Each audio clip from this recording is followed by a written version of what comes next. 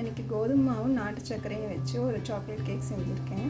இந்த chocolate cake பயங்கர டேஸ்டியாக இருக்குது. இந்த கேக் எல்லாருமே ட்ரை பண்ணி பாருங்கள். இந்த கேக் வீட்டில் செஞ்சு கொடுத்தீங்கன்னா குழந்தைங்க கடையில் கேக்கே கேட்க மாட்டாங்க. வாங்க வீடியோக்குள்ளே போகலாம்.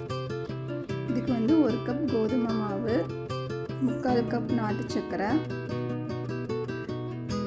உருக்கி வச்ச வெண்ணெய் வந்து ஒரு 2 ஸ்பூன் போல் எடுத்துக்கிறேன், கொக்கோ பவுடர் 2 ஸ்பூன், குட்டி குட்டியாக கட் பண்ண சாக்லேட்ஸ் கொஞ்சம் எடுத்துருக்கேன், பால் வந்து இப்போ வந்து 100 ml எடுத்துருக்கேன், 2 ஸ்பூன் பேக்கிங் பவுடர், கொஞ்சமாக வந்து வெனிலா எசன்ஸ் எடுத்து வச்சுருக்கேன். இப்போ வந்து ஒரு பவுலில் சல்லடை வச்சு அதில் கோதுமை மாவு, பேக்கிங் பவுடர்,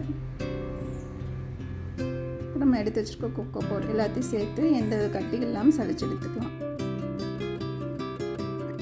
இப்போ இந்த மாதிரி நல்லா சளிச்சு எடுத்துக்கலாம். இது கூட வந்து நாட்டு சர்க்கரை சேர்த்துக்கிறேன். நாட்டு சர்க்கரை வந்து இதில் எது கட்டி இல்லை, அதனால் அப்படியே சேர்த்துக்கிறேன். உருக்கி வச்ச வெண்ணெய் இது கூட நம்ம சேர்த்துக்கலாம். பால் வந்து இதுக்கு வந்து இப்போ 1 டம்ளர் சேர்த்துருக்கேன்.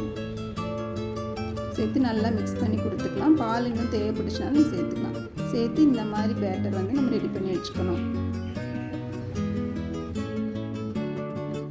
இது கூட வந்து 1 ஸ்பூன் வெனிலா எசன்ஸ் சேர்த்து வாசனைக்காக சேர்த்துக்கலாம். நம்ம கட் பண்ணி வச்ச சாக்லேட்ஸையும் சேர்த்து நல்லா மிக்ஸ் பண்ணி கொடுத்துக்கலாம். இப்போ ஒரு டிஃபன் பாக்ஸில் வந்து பட்டர் ஷீட் வச்சு அது மேலே பட்டர் லேஸாக அப்ளை பண்ணிவிட்டு நம்ம கலக்கி வச்ச பேட்டரை ஊற்றிட்டு அதுக்கு மேலே முந்திரி, பிளாக் ட்ரை கிரேப்ஸும் சேர்த்துருக்கேன். இப்போ வந்து ஒரு கடாயை ப்ரீ ஹீட் பண்ணி வச்சுருக்கேன் 10 மினிட்ஸ்க்கு மீடியம் ஃப்ளேமில் வச்சு. இந்த மாதிரி ப்ரீ ஹீட் பண்ணதில் வந்து நான் வந்து அப்படியே அந்த டிஃபன் பாக்ஸை வச்சு எந்த வித மூடியும் போடாமல் மேலே அந்த லிட்டு மட்டும் வச்சு மூடி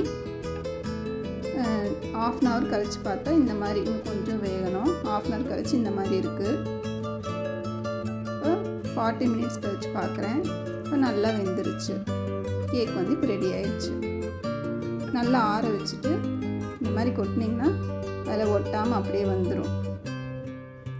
நீங்கள் டிஃபன் பாக்ஸ்க்கு பதிலாக வீட்டில் இருக்க எந்த பாத்திரம் வேணாலும் யூஸ் பண்ணிக்கலாம். இப்போ பாருங்கள், சூப்பர் சாஃப்டான ஸ்பான்ச்சியான ஒரு சாக்லேட் கேக் ரெடி. வீட்டில் இந்த மாதிரி எல்லாம் ட்ரை பண்ணி பாருங்கள்.